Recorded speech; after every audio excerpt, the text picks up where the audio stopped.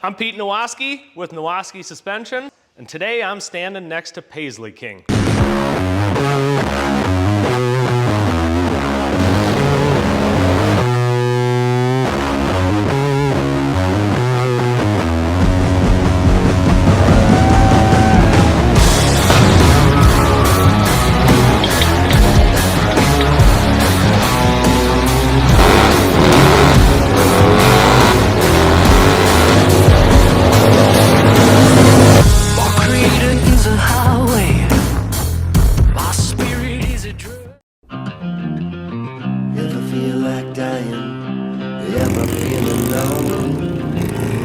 Ever feel like crying, lost child in a store? Ever feel like pushing, shoving you away? This is the 2011 Road King that we built for our current Nowaski giveaway. A little backstory on this bike. I wanted to build a performance bagger that followed along our performance bagger theme of minimalistic builds that were full of performance products that you could run hard on the street or even take to the track if you wanted to. So we started out by ordering up a set of A1 0-degree trees for the 49mm forks on the front. We went ahead and took our Nowaski 49mm cartridges and our extensions and put them in a set of +2 Pro 1 fork tubes on the front here. We finished that out with a set of Gelfer 13-inch rotors and a Hoffman fender and of course a good Metzeler tire up front. Coming around to the back, we did our 13-inch remote reservoir shocks on the rear, and then we have this beefy QPC billet aluminum swing arm there. And as you can see, there's multiple points of mounting on the swing arm, so we can adjust the elevation of the bike. And you'll see that this bike really has a good tall stance and a very aggressive attitude. It's up in the air, so you get a lot of ground clearance. Another standout point on this bike is how high the bags are sitting. I went ahead and built a set of custom bag rails and rear support back here to get them bags up in the air another inch. So if you're really getting down into those turns, you don't have to worry about scraping anything back there. It just so happened that these Carbon Visionary remote reservoir mounts worked out the best in this situation.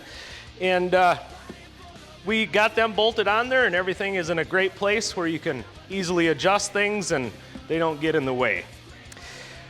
Called up my friends at SPB Fab and they literally custom built this pipe for this project. You see, we got these awesome HHI mid controls on here. Definitely the best mid controls on the market if you're gonna bolt them on a twin cam bagger. So with those mids, we needed the pipe to take a little bit different direction there, and we wanted to keep everything high and tight, but at the same time, we wanted to keep as much length in that 2-into-1 pipe before the collector as we could, so we could maintain those good horsepower and performance numbers. Because we went ahead and did a little engine work as well. So this bike has a 107-inch big bore kit on it, HPI throttle body.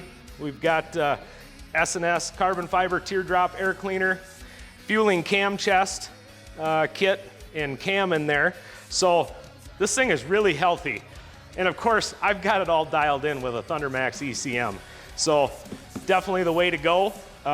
She's all tuned in and dialed in. It's got that really great sounding rev limiter that we're all looking for, as well as the auto-tune characteristics. So wherever you are in the country, Pikes Peak, Death Valley, whatever, this bike is gonna perform like it's supposed to.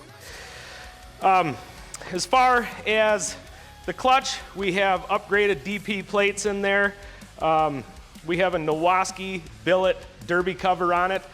And that billet derby cover is a commonly overlooked part. You see, the stock derby covers are cast aluminum and they're very weak. So A good billet derby cover is going to add strength over there. So if you ever do have a problem where you tip over or anything, it's not going to bust open and lose your fluid and ruin your day.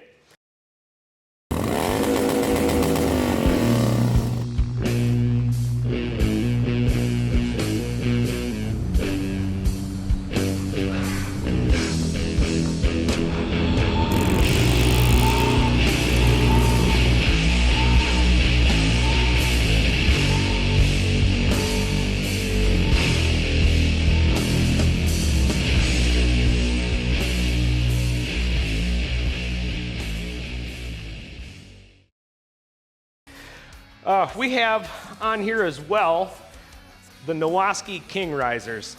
I designed these risers because I wanted something beefy that looked like it belonged on the front end. We can, as your eye goes up the front end, you have this nice big 49mm fork tube and then this nice round big riser here. It all looks like it flows. And then we added the Trask Performance handlebars up here, which are also very strong and beefy. They have an 1.25 inch clamping area in here, so we know that those babies are locked down tight. And then the grips. These are really cool ODI grips. They feel good on your hands. Riding all day, your hands get sweaty. They're not gonna slip or do anything weird like that. The Arlen Ness mirrors that we chose just really fit the style of the bike and the handlebars and all that. It all flows well. And of course, we have the PowerMad lighted handguards on here.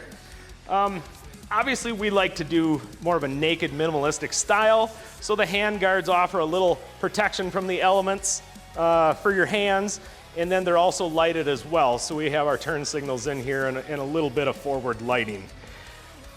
We went ahead and built this custom headlight mount for the front. My main man, Jake, came up with this idea.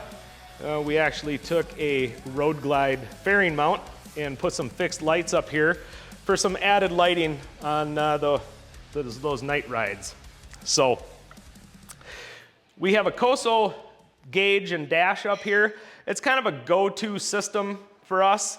It's very simple and again minimalistic. I know I keep saying that, but we want to keep things lightweight and to the point. So this gets everything done, and of course Jake has this all wired into the factory harness, so we have all of our indicators and everything up here as they should be. We have the Hoffman Designs carbon fiber dash with a nice Arlen Ness gas cap here to set that off. We have our carbon fiber side covers on here to cut weight. These are cut down so they kind of look like an FXR style. It's pretty cool. Drag Specialties Predator seat. This is a go-to seat for us. I talked about this a lot in the past, but feels really good for performance riding. You really feel like you're locked into the cockpit here. So I mentioned it a little bit earlier, but we have Metzeler Cruise Tech tires on this bike. We absolutely love these tires. They just work. That's all I can say. They work, they last. They go on all of our bikes. We chose to use a set of 2019 Street Glide wheels on this because they look good, if I do say so myself. One other unique thing here is you'll notice that we have the little standoffs on there so you can use a wheel stand at the track, as we have a set of 17-inch race wheels and Galfer rotors for this bike as well, so you can take it to the track. So you literally put it on the wheel stands, pull the axles, throw the slicks on, and you're having a fun day at the track. Now this bike is a serious performance bike. I mean, it will handle the track as good as it'll handle the street. So this is a really good all-around performing, handling bike. And now to the paint. The paint is pretty interesting on this bike. The lighting really doesn't do it any justice. You get it out in the sun and this thing just screams at you. This teal blue paint job with the paisley lace on here. It's almost translucent. And this is the kind of paint job you get when you send your painter and you just set him loose on a project and say, hey, show me something. And this lace is pretty hard to do. And I tell you what, he did an awesome job on it. So it's very unique. You are definitely not gonna pull up to a bike night and see another one like this. Super, super cool. So yeah, this bike sums up our style here at Nowoski Performance. Super nice 2011 Road King build here. It's a lot of fun. So this is Paisley King, built by Nowoski Extreme Performance.